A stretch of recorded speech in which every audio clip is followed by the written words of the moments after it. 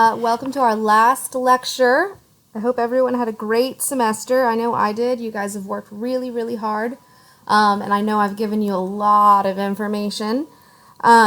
This is our last discussion, and it is going to be about the book Democracy in America, written by Alexis de Tocqueville in 1830. So, a little background on Alexis de Tocqueville is that he's a Frenchman, and in 1830, the French were going through, their series of regime changes and revolutions. So, having a newly formed democratic society in America, Alexis de Tocqueville got a commission to observe certain conditions in America. And he actually came sponsored by the French government to observe the prison systems. But he was a sociologist, and while he was there, he kind of used the prison systems as a way to actually observe America's newly formed democratic society. And what was interesting about that is that at the time, democracy, this idea of democracy, was extremely new. It was the first of its kind. It was a brand new concept, and it was kind of, Tocqueville knew that this trend of forming democratic systems would kind of expand, and it tends to take over the rest of the other nations, other prominent nations. And so while he had the opportunity, he wanted to observe how it functioned and characteristics of American society under a democratic system to see how it could be replicated in other areas. Okay? So he spends 9 months going around the United States observing the prison system, hypothetically, but really observing characteristics of American society. And he has, this book is, there's actually two volumes of it, and within the volumes there's 4 different parts. It's a huge book. The book's really, really large. The majority of what y'all will be reading comes from the second volume, part 2, chapters 1, 2, 3, I think, and 4. I might have taken out the chapters 3. But in particular, he makes 5 observations about our society in America. And none of these are necessarily wrong or bad, but he observes them, and then he makes a prediction about what could happen to a democratic society if there's no way to check these factors, if they continue to grow unimpeded by any kind of restraining mechanism. And we'll get through that. So this is what I just said about Tocqueville. And here's a little fun fact. One of the things that he mentions very early on in the book is the very first thing that he noticed about democratic culture, American culture, was how early we all ate breakfast. We ate breakfast very early in the morning, and that kind of plays in to his first characteristic of equality. Let me move on. So he says, the mental habits, we're calling them, that are associated with democratic society. First is that it breeds materialism or consumerism.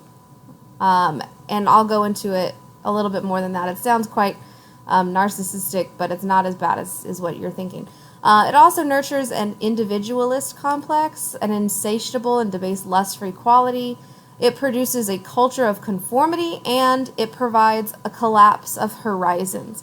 These all kind of play on each other, and I put them in this order specifically because number 1 will play on number 2 will play a little, it builds on number 1 a little bit, and then number 3 will build on number 2, and so on and so forth. So, let's look through these.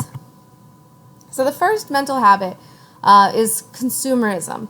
And what he says is it is a fast pace of life driven by the desire to increase our physical pleasures and establish a higher standard of living. And this is not because we're greedy people. This is not a matter of greed as much as in democratic society we have what's called social mobility, which is a new concept. In aristocracies, you were born into a specific class, you lived in that class, you died in that class. And there was no understanding that you could improve your conditions. In fact, you were kind of, that's where you were. It was just inept. That's where you go. But in American democratic society, we have the ability to be born into a lower class, work really hard, and increase your social status through social mobility, and increase your creature comforts, or the things you have around them. Okay? And American society also equates social standing and what is good with what makes money, or things that you can see. You have to, in order for you to measure your wealth or your goodness, so to speak, you have to be able to surround yourself with luxury things, with creature comforts, things that show people what standing you are. And this goes opposite. If you are born into a high class, you have to constantly show that you are still in that high class by maintaining the things you have around you to show people that you are in this class. Okay? So because of social mobility, you have the ability to go up and down in social class, and you have to surround yourself with things that will show your class, right? So think of it this way. If you're looking to buy a book and you don't quite know, or you want to read a book, you don't know what book to read, you generally will go to a specific section. You'll look and see if the book is a New York Times bestseller. And if it is a bestseller, if a lot of people buy it, that means it's a good book, right? Maybe, but probably not. It just means a lot of people bought it. But in American society, if we sell a lot of things, if people like it, if people buy it, it must be good.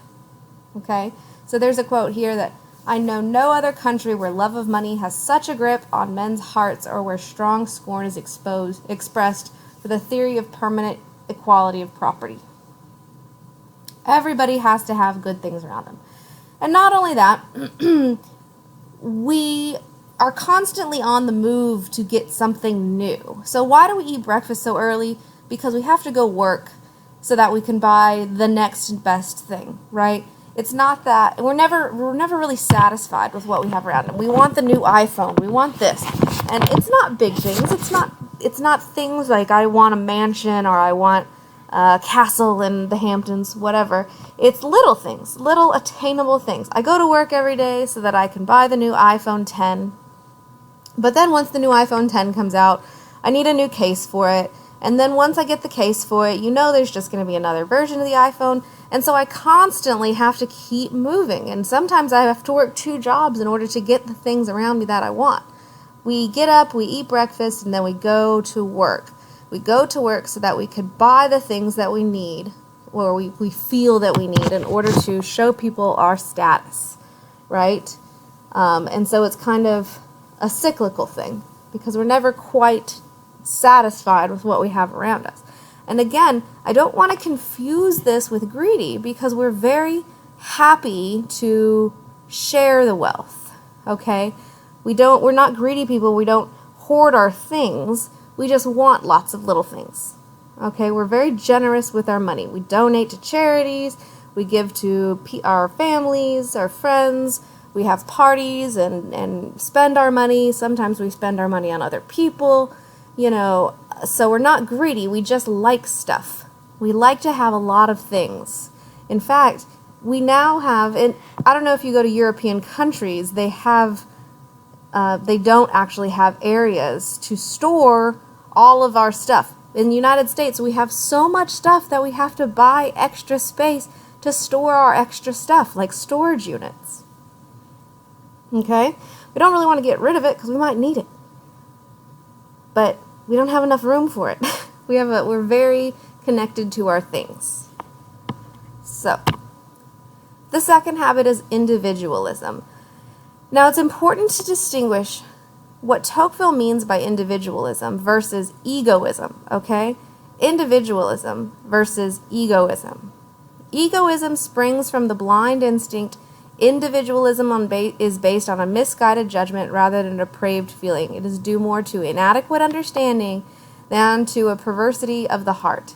Egoism is a vice as old as the world. Individualism is a democratic origin and threatens to grow as conditions get more equal. And I'll explain that last part in a minute. So,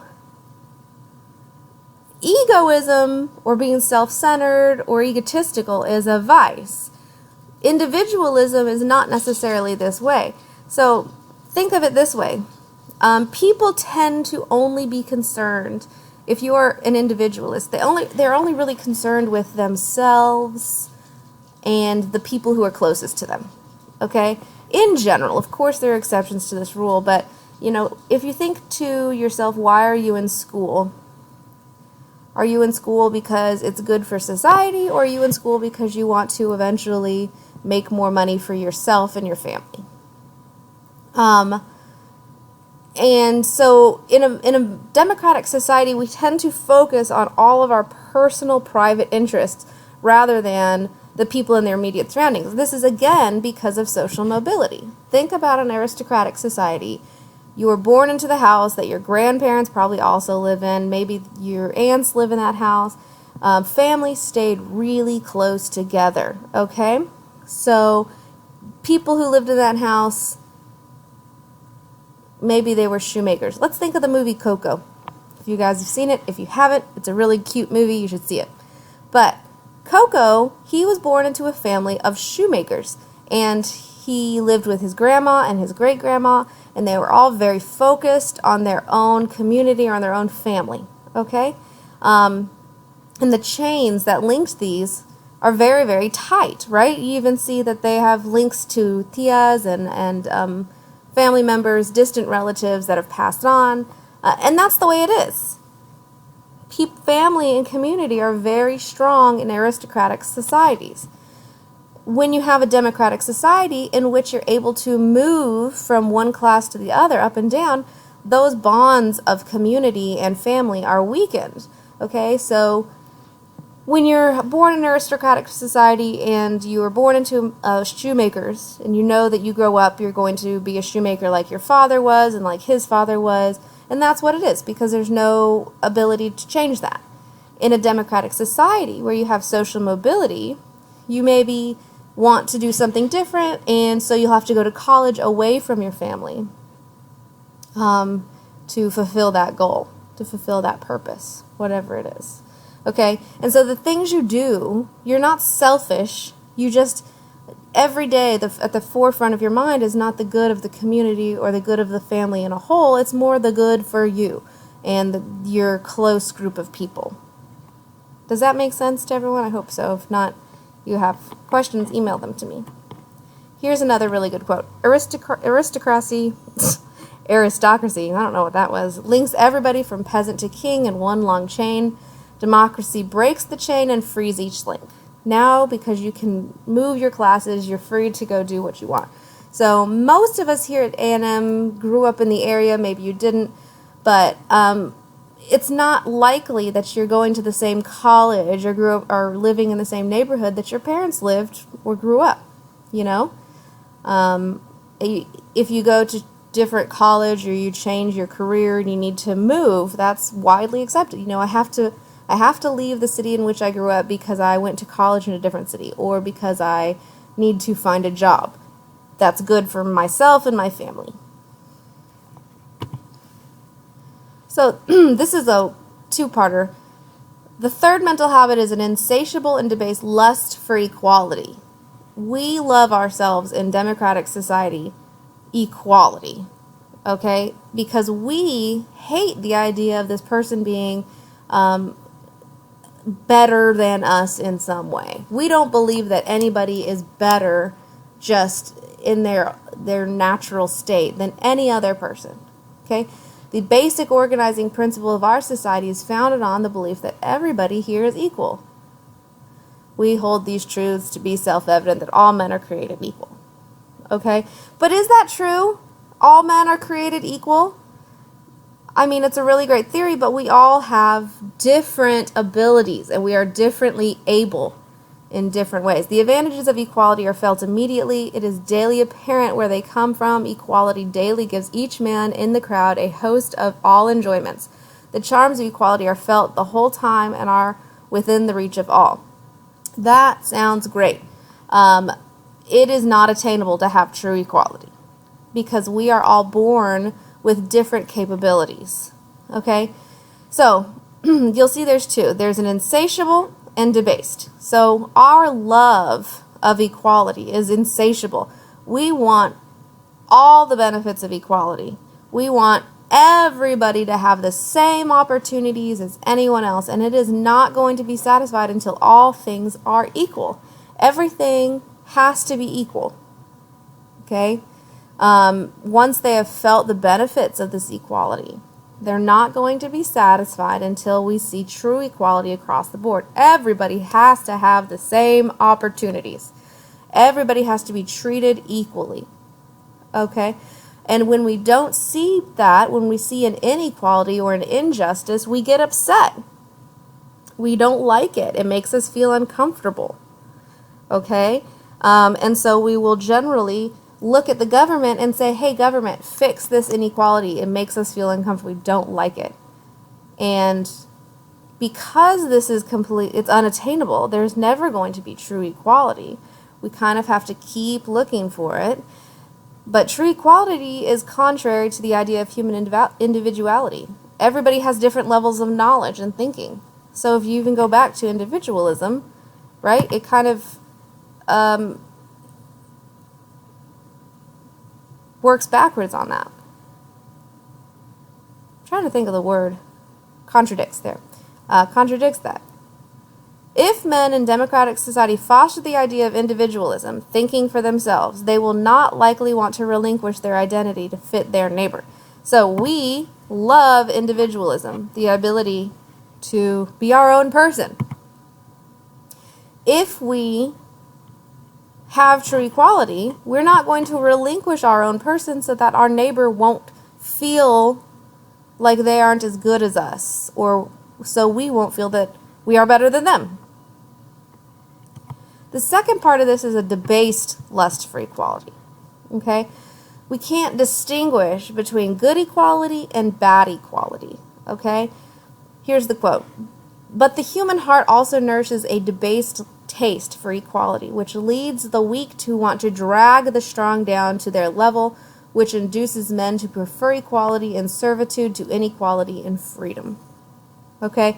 This means that if you want equality across the board, sometimes that's going to take somebody of higher quality. Maybe they're just generally smarter. Some people are much better at math. I am bad at math.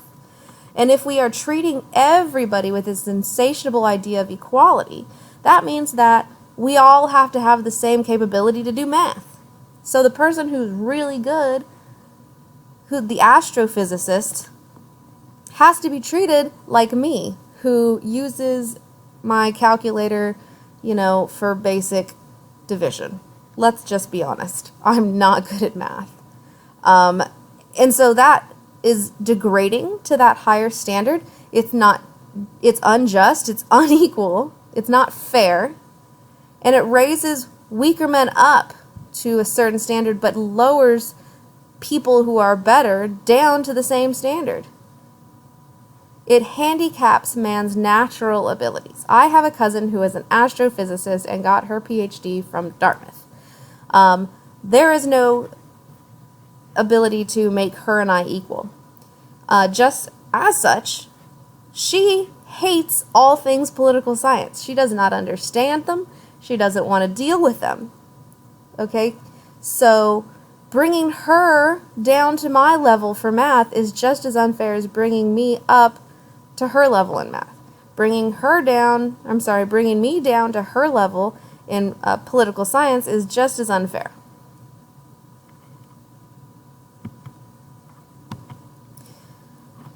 So I think this is 4, individualism, consumerism, insatiable, 4, culture of conformity to mass opinions, mass culture. So we are all really, really busy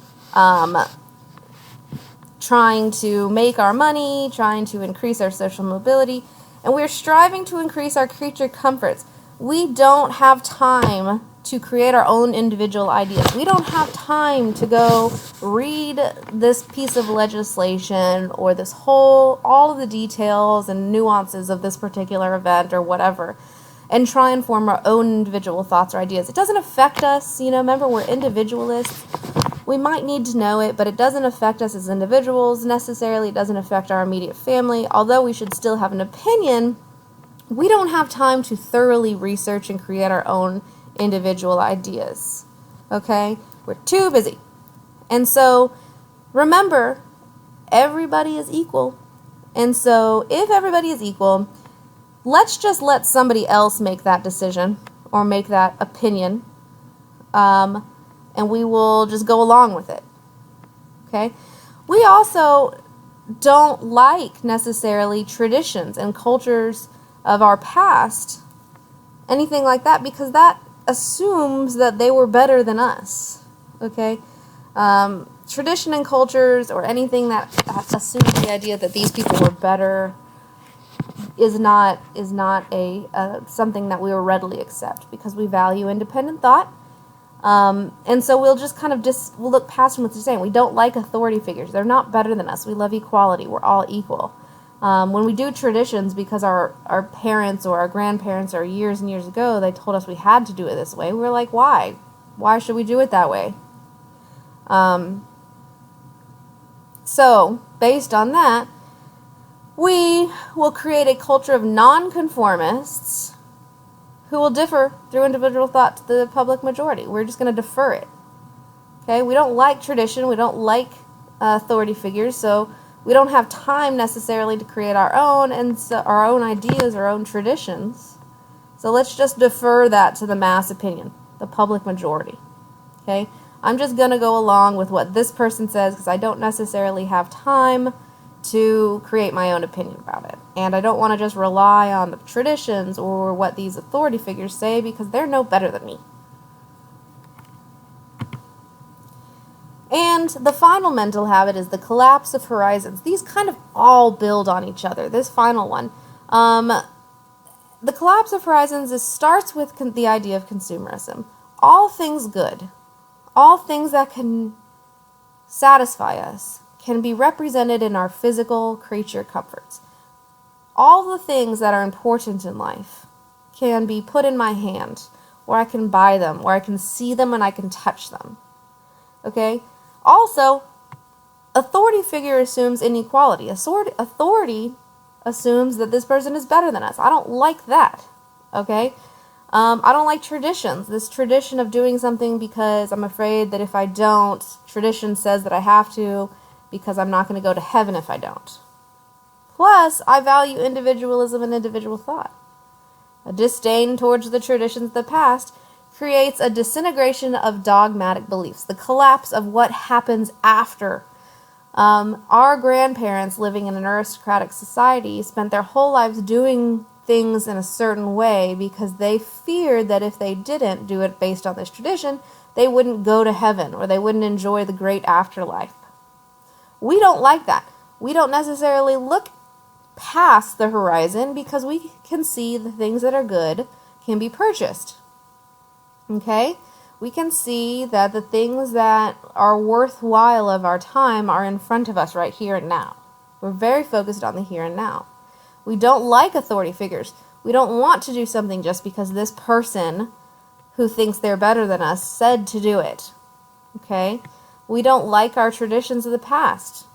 We value our independent thought. And so because of that, in general, of course, in general, you'll see a very weakening of the idea of acting or behaving in a certain way for fear of what happens in the horizon once we leave.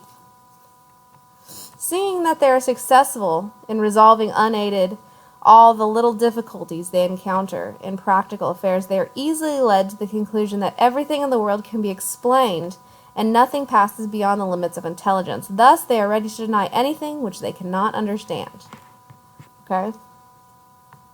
So, when you take all 5 of those and let them go unchecked, just kind of let people buy things, their consumerism, their individualism, insatiable and debased lust for equality, culture of mass conformity, and the collapse of horizons. If they go unchecked, 2 things are going to happen, and it's going to create what Tocqueville describes. This is his prediction part.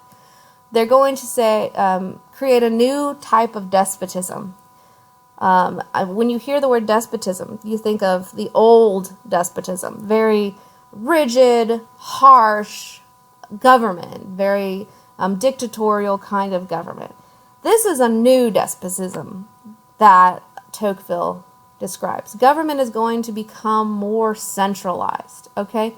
When we see an inequality, we demand that the government do something about that, and it's going to create a new uniform and equal legislation throughout the nation. States and localities will generally lose power. If Texas is really bad at one thing and New York is really great at another thing, we look at that and we say, that's crap. We don't like inequality, so let's just tell the federal government to do that. And the federal government is going to become more centralized, and it's going to expand its scope. It's going to have more central, a stronger federal government, and more roles for the federal government to fill. They are going to play a larger role in our everyday life. They're going to take on more responsibilities, things that the government never used to do.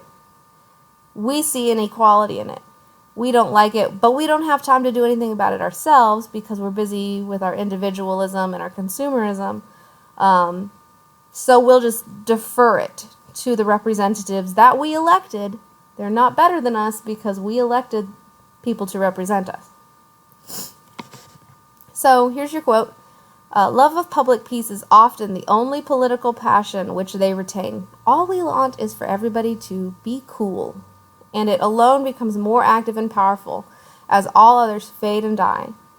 This naturally deposes the citizens constantly to give the central government new power or let them take it, for it alone seems both anxious and able to defend them from anarchy by defending itself.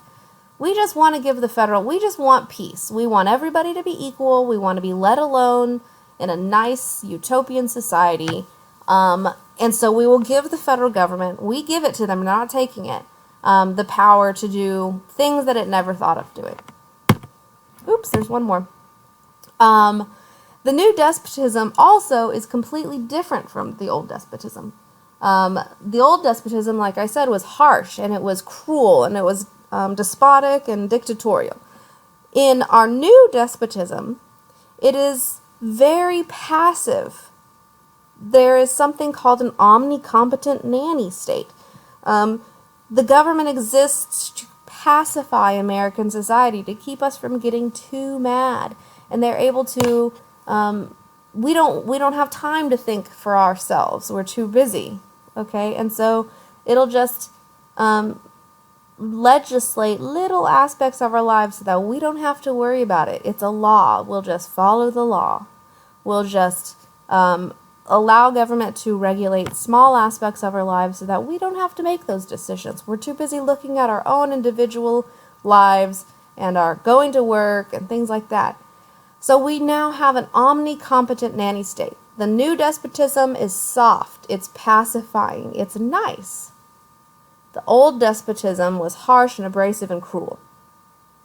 Now we have a very large central government pacifying the democratic society in order for it to just keep the peace. But it has a lot of responsibilities. It is very, very intimate in our lives. Okay? So, after all those, we have the 5 mental habits associated with American democracy. Creating, if left unchecked, the